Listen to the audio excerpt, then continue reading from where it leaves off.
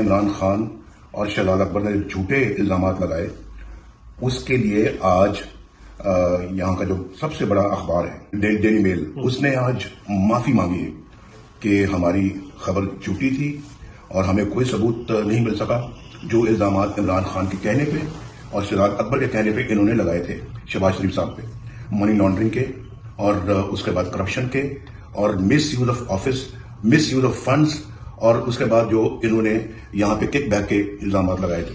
تو سب کے بارے میں نیشنل کرائم ایجنسی نے بھی کچھ عرصہ پہلے کلین چٹ دی ہے شہباز شریف صاحب کو، اور پھر کل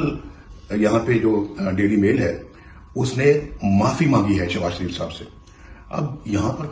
یہ برطانیہ ہے، یہاں پر PMLN کی حکومت تو نہیں ہے، یہاں پر PTI کی حکومت تو نہیں ہے، یہ کسی اور پاکستانی سیاسی پارٹی کی حکومت نہیں ہے،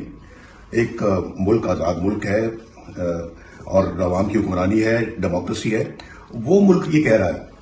اور اس ملک کی رپورٹ ہے، اس ملک کے اخبار نے یہاں پر معافی مانگی۔ اس سے بڑا ثبوت اور کیا ہو سکتا ہے کسی کی اپنا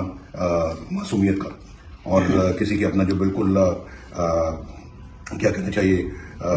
بے گناہی کا۔ تو یہ جو نا یہ بہت بڑی بات ہے، اور یہ عمران خان کو اور شہزاد اکبر ان کے ساتھیوں کو بھی، ان کی پارٹی کو بھی اپنا سر شرم سے جھکانا چاہیے۔